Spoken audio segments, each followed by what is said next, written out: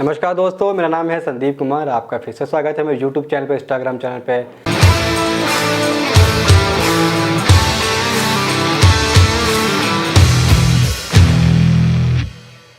आज का जो हमारा मेन टॉपिक है, बड़ा इंपॉर्टेंट टॉपिक है।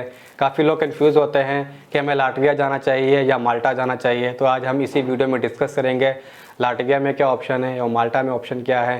तो दोनों डिफरेंस में ज़मीन आसमान का फ़र्क है। तो पहले हम डिस्कस करते हैं लाटविया के बारे में। लाटविया यूरोपियन शेंगन कंट्री है, जहाँ की जो करेंसी है वो यूरो है। यहाँ पे गवर्नमेंट यूनिवर्सिटी, प्राइवेट यूनिवर्सिटी दोनों मिल जाती है। जब आपका यहाँ पे वीज़ा आ जाता है तो 26 कंट्री का वीज़ा होता है, आप कहीं भी जा सकते हैं। बाद में जब भी आपको यूनिवर्सिटी से छुट्टी मिलती है या जॉब से छुट्टी मिलती है तो आप पैदल ही या टैक्सी से, बाइक से कहीं भी जा सकते हैं घूमने के लिए। स्पेन जा सकते हैं, जर्मनी जा सकते हैं, तो कोई रोक टोक नहीं है। तो सबसे बेनिफिट ये है। अगर आप माल्टा में जा रहे हैं तो माल्टा में भी सेम सिचुएशन है, बट दिक्कत ये है कि जो माल्टा कंट्री है वो समुद्र के बीचों बीच आ जाती है, टापू में।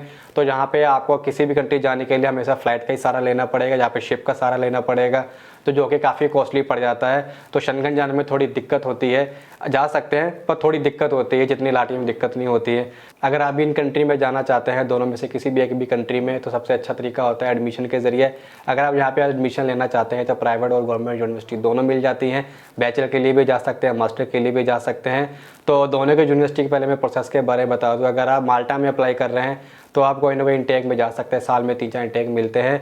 पर यहाँ का जो प्रोसेसिंग टाइम है थोड़ा डिफिकल्ट रहता है, क्योंकि एडमिशन लेना यहाँ पे बहुत ही इजी है। पर वीज़ा का प्रोसेस का कोई अंदाज़ा नहीं, कब वीज़ा आए, महीने में, 1 महीने में आ जाए, 3 महीने में आ जाए, 6 महीने में आ जाए। जब आप वीज़ा लेने के लिए फ़ाइल सबमिशन कराते हैं, इसमें अपॉइंटमेंट की बहुत ज़्यादा दिक्कत आती है। अपॉइंटमेंट मिलती फ्री में है, जब लेने की जाओ तो एजेंट बोलता है 30,000 लगेंगे, 50,000 रुपये लगेंगे। तो अब माल्टा में ये दिक्कत हमेशा रही है। एडमिशन में कोई दिक्कत नहीं है, एडमिशन तो आपको मिल जाएगी।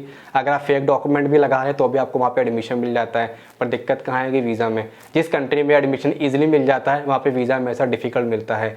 तो अभी हम बात कर लेते हैं लाटविया कंट्री में।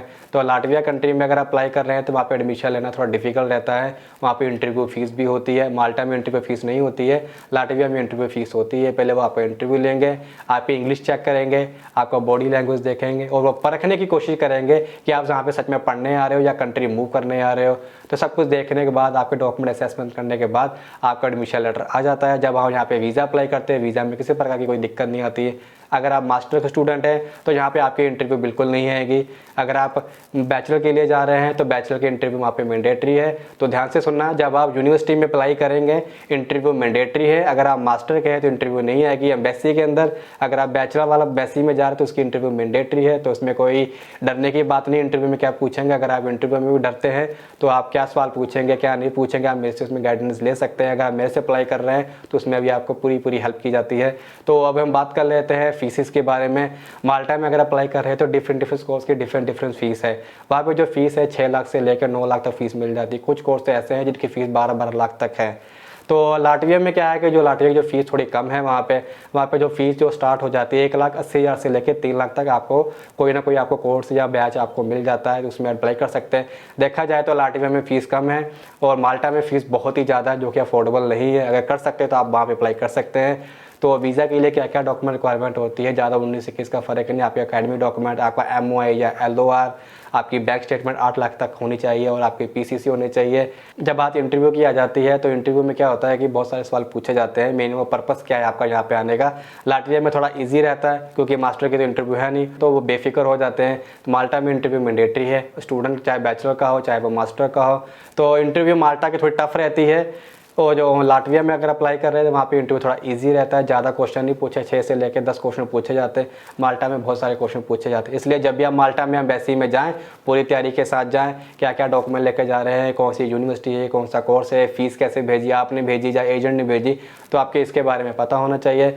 तो अगर आप लाटविया में अप्लाई कर रहे हैं तो लाटविया में ये देख के चले, यहाँ का जो प्रोसेसिंग टाइम है 3 से लेकर 4 महीने के अंदर प्रोसेस टाइम पूरा हो जाता है। अगर आप माल्टा में अप्लाई कर रहे हैं, प्रोसेस टाइम का कोई भरोसा नहीं, होने को 1 महीना भी हो जाए, होने को साल भी लग सकता है, वो भगवान के भरोसे है। तो भगवान के भरोसे अप्लाई कर रहे हैं तो आप रिस्क लेके चल रहे हैं, तो आपने इस बात का जरूर ध्यान रखना है। तो अभी हम बात कर लेते हैं इनकम सोर्स के बारे में। पहले शुरू करते हैं लाटविया कंट्री के बारे में। लाटविया कंट्री में बहुत सारे आपको इनकम सोर्स मिल जाते हैं।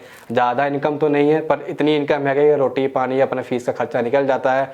जैसे कि इकोनॉमिक्स के बेस में हो गया, कंप्यूटर सेक्टर में हो गया, या अलग अलग डिपार्टमेंट, वाइट कॉलर जॉब, या ज़्यादा काम नहीं आता, ज़्यादा पढ़े लिखे छोटे मोटे काम भी मिल जाते हैं, जैसे कि लेबर हो गया या वर्क में हो गया, उसमें भी आप जा सकते हैं। अगर आपके पास ज़्यादा पैसा है तो बिज़नेस भी वहाँ पे स्टार्ट कर सकते हैं। अगर आप माल्टा में जा रहे हैं, माल्टा में आपको पता ही है एक छोटा सा समुंदर है, समुंदर में कितनी कंपनियाँ होंगी, कितने वहाँ पे जॉब्स होंगे, तो जॉब्स का वहाँ पे थोड़ा इशू रहता है, यानी कि है नहीं, जॉब्स हैं, पर वहाँ पे लोग क्या करते हैं, माल्टा पहुँच के भागने की कोशिश करते हैं, क्योंकि पता चल जाता है माल्टा में हम जब आए थे बहुत सारे सपने देख के आए थे, बहुत सारे सपने देख के आए थे, तो वो सब ऐसा यहाँ पे कुछ नहीं है। तो लाटविया में क्या होता है कि बच्चे कम फीस में पहुँच जाते हैं, तो ज़्यादा इतनी उम्मीद नहीं होती, फिर भी वहाँ पे बच्चों को कुछ ना कुछ मिल जाता है। तो कुछ हद तक देखा जाए लाटविया में बहुत सारी ऑप्शन आपको मिल जाती है। पहला सबसे अच्छी बात क्या है, यहाँ पे फ़ीस बहुत कम है, 1,80,000 से लेकर 3 लाख तक आपको बच्चा वहाँ पे पहुँच जाता है। Embassy fees, insurance, offer letter की फ़ीस, कॉलेज की फ़ीस, सिक्योरिटी अमाउंट मिला के सारा कुछ 2.5 से लेकर 3 लाख तक मैक्सिमम आपका खर्चा आ जाता है। अगर आप ज़्यादा हाई स्किल में जा रहे हैं, जैसे हम बड़े लेवल की पढ़ाई बोलते हैं, इंजीनियरिंग में जाना है, उसमें थोड़े पैसे लग सकते हैं। अगर आप माल्टा में अप्लाई कर रहे हैं तो आपको पता ही है पैसे बहुत ज़्यादा लगते हैं, पैसे भी लगाने हैं, इंश्योरेंस भी लगनी है, पीसीसी भी लगनी है, पोस्टल भी होना है, फंड स्टेटमेंट भी लगनी है। तो ये कुछ छोटी छोटी चीज़ें हैं जो मैंने आपको अभी इस वीडियो में बताई है कि लाटविया बेटर है या माल्टा बेटर है। मेरी नज़र में तो लाटविया ज़्यादा बेटर लगा है, क्योंकि यहाँ पे फ़ीस कम है, प्रोसेस टाइम बिल्कुल टाइम पे हो जाता है, अपॉइंटमेंट की कोई दिक्कत नहीं है, वीज़ा में किसी प्रकार की दिक्कत नहीं आती है, मास्टर वाले की इंटरव्यू नहीं हो रही है। माल्टा में क्या है, माल्टा भी कंट्री अच्छी है, कंट्री गलत नहीं है, कंट्री अच्छी है, वहाँ पे यह क्या एडमिशन लेना ईजी है, बट वहाँ पे वीज़ा लेना बहुत डिफ़िकल्ट है।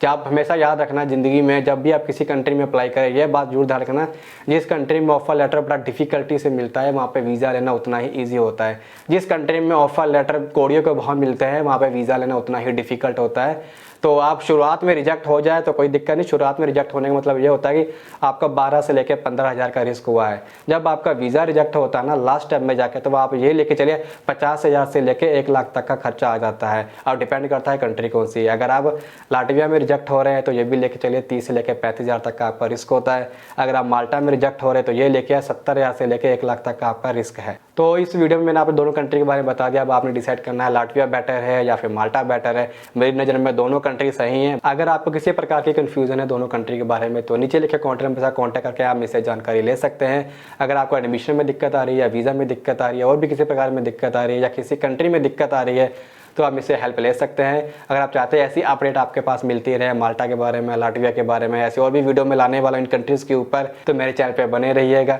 नमस्कार।